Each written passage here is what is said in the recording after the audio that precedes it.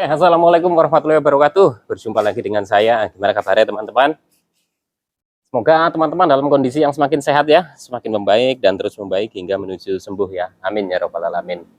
Oke, tadi mau jalan-jalan tapi mendung ya. Saya bikin video di sini lah. Ini banyak pertanyaan dari teman-teman yang belum saya tanggapi. Semoga saja kali ini saya bisa berbagi ke teman-teman berdasarkan pengalaman pribadi saya ya. Jadi simak sampai dengan selesai.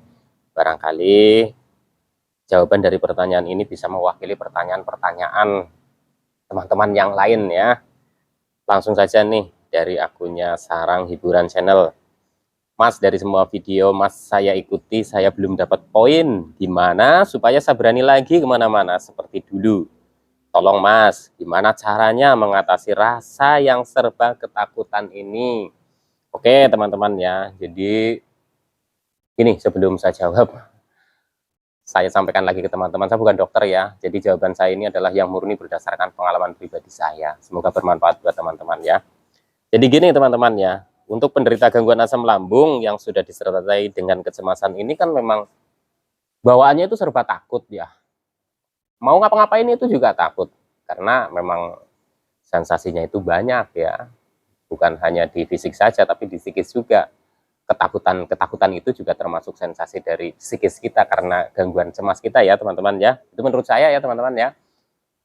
Jadi untuk mengatasinya ketakutan-ketakutan yang kita alami ini ya teman-teman itu cukup berlatih ya. Berlatih dengan cara seperti apa? Nah, kalau teman-teman dalam pelatihan ini ya untuk berlatih ini teman-teman masih merasakan banyak sensasi, saya rasa itu juga akan sulit. Karena pasti teman-teman akan berpikirnya, jangankan saya itu mau keluar atau mau pergi dari rumah. Orang di dalam rumah saja nggak ngapa-ngapain, itu muncul sensasi. Banyak sensasi, udah lemes, ngos-ngosan, berdiri rasanya kayak mau ambruk, udah gitu kadang keringat dingin, kadang dadanya sesek, pokoknya komplit. Nah, itu seperti itu ya teman-teman ya. Jadi teman-teman itu harus berlatih, yang pertama adalah teman-teman itu harus rileks dulu. Ya, setelah teman-teman rileks ya, coba rileks lah gitu. Rileks artinya apa yang kita hadapi ini adalah gangguan asam lambung yang sudah disertai dengan kecemasan. Semakin kita panik, semakin kita cemas, semakin kita takut, itu intensitas sensasinya itu akan semakin tinggi ya. Itu perlu pahami itu dulu ya. Terus teman-teman itu berlatih untuk menjaga pola makannya ya. Kenapa saya bilang seperti itu? Kenapa ini saya ulang-ulangi terus? Karena menurut saya ini sesuatu yang yang sangat membantu sekali dalam proses pemulihan ya. Jadi saya juga merasa saya juga sudah sembuh, dan untuk sekarang ini saya juga tetap menjaga supaya tidak kambuh ya teman-teman ya. Jadi lain ceritanya lagi nanti kalau misalkan kambuh, tapi saya harapkan ya jangan sampai kambuh ya teman-teman ya. Tapi tetap saya menyadari bahwa gangguan ini kan memang bisa saja kambuh gitu ya. Nah, setelah teman-teman itu berlatih untuk menjaga pola makannya ya, termasuk teman-teman itu makan yang rutin, jangan telat gitu ya. Terus teman-teman menjaga nih yang namanya makanan-makanan yang teman-teman konsumsi gitu ya. Dulu saya tidak merasakan yang namanya sakit di perut, melilit, krewes-krewes, kerucuk-kerucuk, perih ya. Tapi saya itu merasakan banyak sensasi, sempoyongan, pusing, geliyengan, dan saya pikir itu bukan gangguan asam lambung, karena dominannya itu ya kadang keringat dingin, terus kadang pusing, geliyengan, sempoyongan. Jadi saya itu nggak tahu gitu ya teman-teman, ya apakah ini benar gangguan asam lambung. Tapi menurut saya setelah saya berlatih untuk menjaga pola makannya, terus menghindari makanan-makanan pemicu asam lambungnya gitu ya, kondisinya juga semakin membaik ya teman-teman ya. Jadi dari menjaga pola makan gitu, kita itu sudah mulai membaik nih, sensasinya mulai berkurang ya. Nanti teman-teman itu bisa yang namanya itu menjaga pola hidupnya ya. Jadi untuk belajar keluar rumah, terus teman-teman itu yang tadinya susah tidur, nanti teman-teman itu juga lebih enak tidurnya gitu ya. Terus teman-teman itu nanti yang biasanya mungkin teman-teman itu sudah tidur tapi kebangun di tengah malam atau sepertiga malam gitu ya karena gangguan asam lambung, Kalau sensasinya sudah mulai berkurang, terus di lambung nyaman, insya Allah itu juga semakin jarang ya. Dari situlah ya teman-teman ya, kita bisa memulai yang namanya berlatih untuk kita keluar dari rumah, kita olahraga ya, olahraganya ya santai saja ya teman-teman ya. Cukup jalan kaki saja, rutinkan pagi dan sore.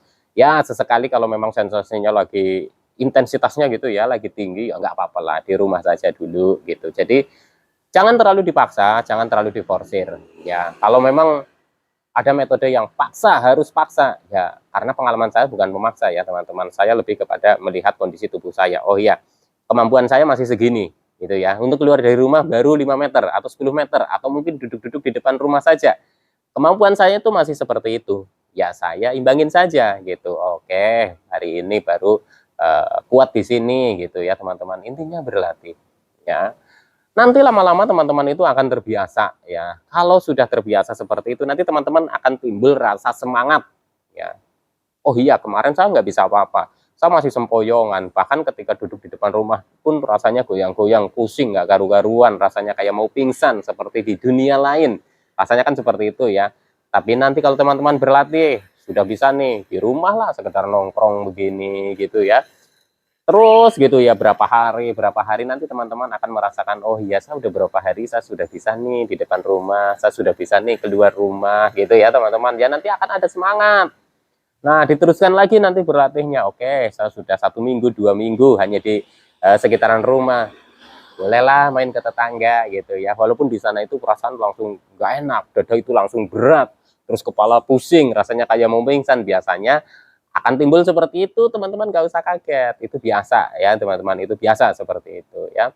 Jadi begitu kita ke sesuatu tempat yang baru atau kita punya target baru untuk misalkan yang tadinya 10 meter, 15 meter, yang tadinya 20 meter, 50 meter jadi 100 meter ya pasti akan ada efek seperti itu ya, rasa takut gitu mungkin ya teman-teman ya. Saya dulu seperti itu, tapi nanti seiring berjalannya waktu kita latih terus ya, itu kita akan semakin berani. Disitulah itu membangun ya, cara membangun mental kita untuk bisa kembali lagi atau pulih lagi.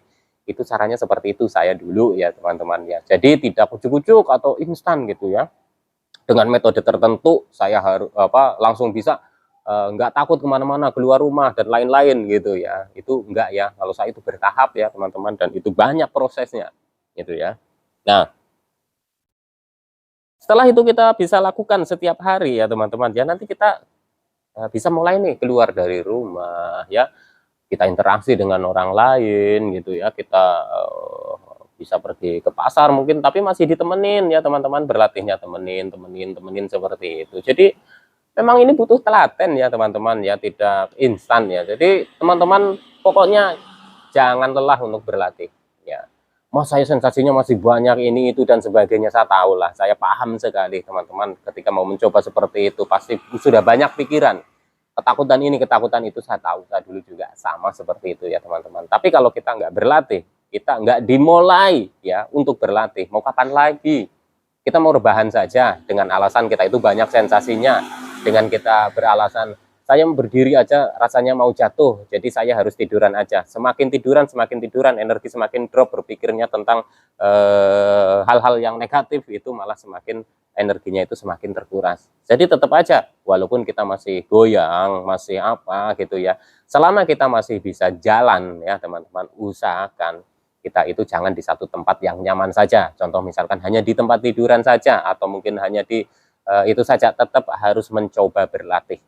Dulu saya berlatihnya sambil pegang teken gitu. Teken itu apa ya? Tongkat ya teman-teman ya. Tongkat. Bayangkan ya, saya itu keluar dari rumah aja pakai tongkat ya teman-teman ya. Pakai tongkat. Karena saking takutnya jatuh.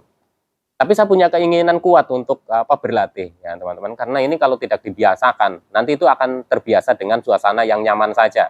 Padahal kita tidak ada perkembangannya. Nanti perkembangan itu akan kelihatan kalau kita itu sudah berlatih. Berlatih terus. Itu nanti kita mentalnya semakin kuat. Ya, kalau mental kita semakin kuat, nanti kita juga rasa takutnya itu akan berkurang. Ya, setelah rasa takut berkurang, kita berani mencoba ini, mencoba itu. Disitulah proses penyembuhan dimulai ya teman-teman ya. kita sudah tidak kaget lagi ya, kita sudah oh ya kemarin juga seperti ini, oh iya kemarin juga pernah seperti ini, saya bisa melalui, saya bisa melewati.